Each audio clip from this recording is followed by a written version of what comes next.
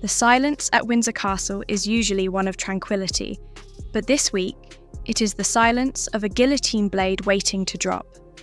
For months, the standoff between King Charles and his disgraced brother has been described as a siege, but sieges imply that both sides have time.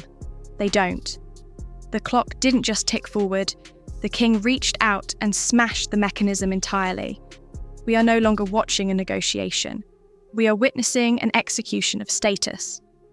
The financial umbilical cord, that thick golden lifeline that has tethered Prince Andrew to a life of unearned luxury for decades, has been severed with a single, cold directive. According to Deep Palace sources, King Charles has officially instructed the Keeper of the Privy Purse to execute the kill switch. This isn't a warning shot. It is a termination order. The King has permanently zeroed out the £1 million annual allowance that kept Andrew's Royal Lodge lifestyle on life support. That money is gone. It is not in escrow. It is not being held for review. It has been deleted from the budget. But if you think this is just about money, you are missing the brilliance of the King's strategy. This is about physical vulnerability. In a move that military strategists would applaud, the King has simultaneously moved to render the 30-room mansion indefensible. We can confirm that the £3 million per year private security contract has been terminated. This was the Duke's Iron Dome. It was a 10-strong protection detail that monitored the perimeter, manned the gates, and provided the only reason the property was insurable. By stripping this detail, Charles hasn't just left his brother unsafe, he has left the property legally vulnerable. Without that specialised security team, Royal Lodge becomes virtually uninsurable for a private tenant. No insurance means a breach of the lease. A breach of the lease means eviction. It is a domino effect initiated by one signature from the monarch. Before we dive into the catastrophic maintenance trap that Andrew walked right into, take a quick second to like this video and subscribe to Royal Family Daily. We are tracking every move in this Windsor chess match, and you need to be in the room when the final piece falls. Now, let's look at the legal forensics, because this is where the King's team has truly outmaneuvered the Duke. Andrew has been waving his 75-year lease around like a shield, claiming he has a right to stay until 2078. But he didn't read the fine print closely enough. Palace lawyers have been scrutinising that 2003 document, and they found the weapon they needed. It's a maintenance trap, and it is toxic. The lease contains strict non-negotiable clauses regarding the upkeep of the Grade 2 listed property. Specifically, the tenant is contractually bound to repaint the exteriors every 5 years and completely redecorate the interiors every 7. This is not a suggestion, it is a requirement. We are talking about a multi-million pound obligation. The paint is peeling. The damp is setting in. The brickwork needs pointing. Andrew, having lost his £1 million allowance, has absolutely no liquidity to fund these renovations. This provides the Crown Estate, effectively the King's property arm, the perfect legal weapon for eviction based on dilapidation. They don't have to kick him out for being a disgrace. They can kick him out for being a bad tenant. It is bureaucratic, it is boring, and it is absolutely lethal. The tragedy here, if you can call it that, extends beyond the Duke himself. We have to talk about the York legacy. For years, Andrew justified his squatting in Royal Lodge by claiming he was holding it as an inheritance for Princesses Beatrice and Eugenie. He viewed that £30 million estate as their guaranteed retirement safety net, a tangible asset in a family where they are increasingly pushed to the margins. That legacy has been effectively incinerated. Property experts we've consulted have confirmed that Andrew's stubborn refusal to surrender the lease earlier, when the King offered a dignified exit, has wiped out the asset's value. A lease with massive dilapidation costs and no security infrastructure is worthless on the open market. Beatrice and Eugenie now have zero residual claim. By fighting to keep the house, Andrew has ensured his daughters get nothing from it. He gambled their inheritance on his own ego, and the house won. The breakdown in trust between the York sisters and the King's camp is said to be palpable, but their frustration is increasingly directed at their father, who simply didn't know when to fold. But a wounded animal is dangerous, and the corridors of Buckingham Palace are buzzing with genuine alarm over Andrew's desperate countermove. Stripped of royal funding, where does a prince with expensive tastes go for cash? The rumours are dark. There are claims that the Duke is attempting to secure mystery funding from international trade contacts. We are hearing whispers of Middle Eastern connections and murky financial lifelines. This is the nightmare scenario for King Charles.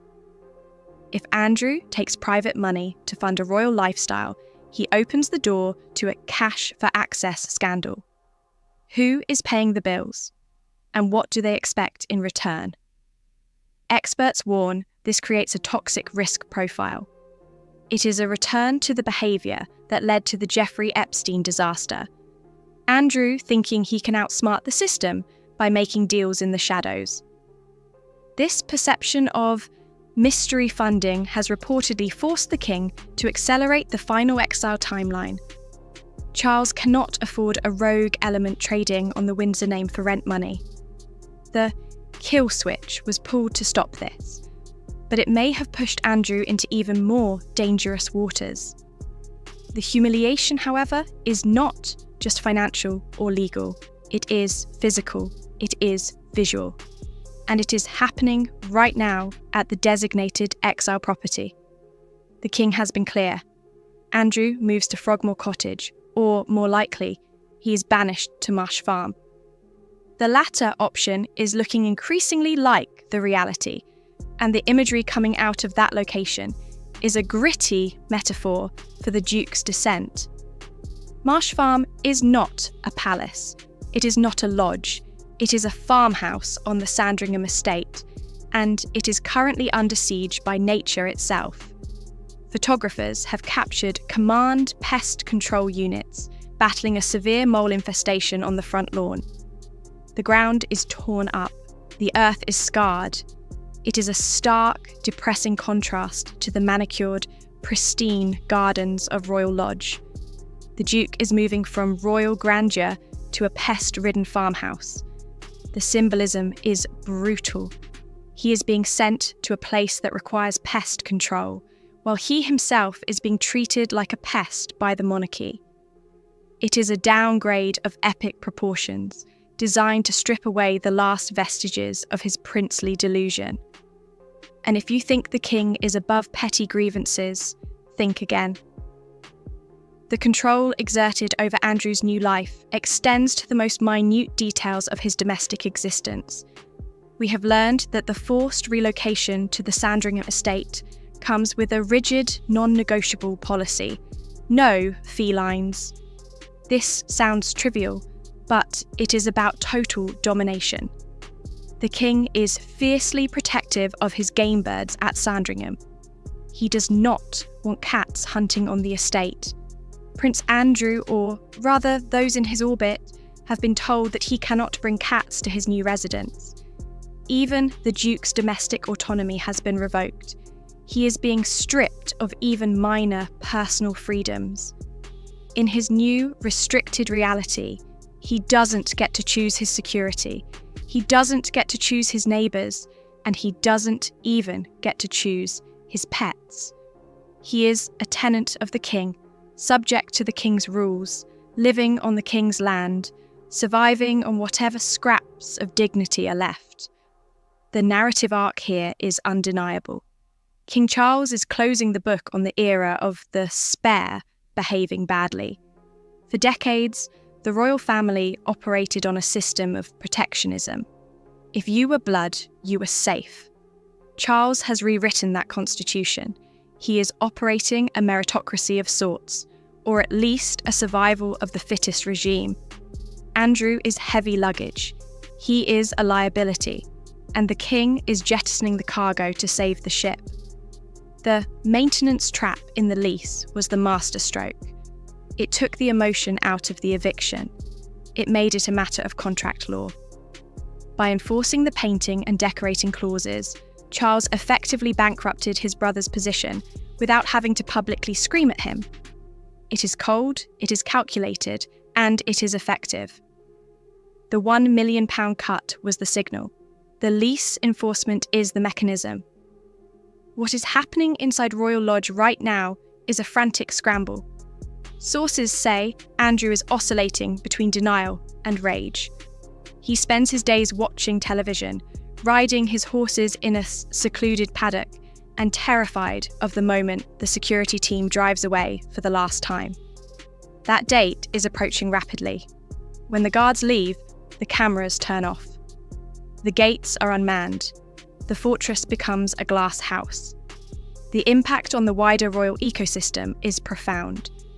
This signals to everyone, Harry and Meghan included, that the bank of power is closed and the patience of the crown is finite. If the king can evict his own brother, a man he grew up with, a man who was their mother's favourite, he can cut anyone loose. The mystery funding aspect remains the wildest card in the deck. If Andrew suddenly produces £5 million from an unnamed source in the Gulf, the king will be forced to go nuclear. We could see a formal removal of titles, a complete banishment from all royal properties, and a total ostracisation that makes the current situation look like a holiday. The king is hoping the lack of security and the mouldy walls of Royal Lodge will force Andrew out naturally. But if Andrew fights back with dirty money, the king's response will likely be swift and devastating. As the moving vans prepare to head toward the mole-infested lawns of Marsh Farm, we are watching the final collapse of Prince Andrew's world. The paint is peeling, the money is gone, the guards are leaving, and the king is waiting. This is Checkmate at Windsor. We want to hear from you in the comments. Is the no feline policy too petty, or is it exactly the kind of discipline Andrew needs? And do you think he will actually take mystery money to try and stay in the lodge? Let us know below. This is Royal Family Daily. Like, subscribe, and stay tuned, because the eviction notice has been served.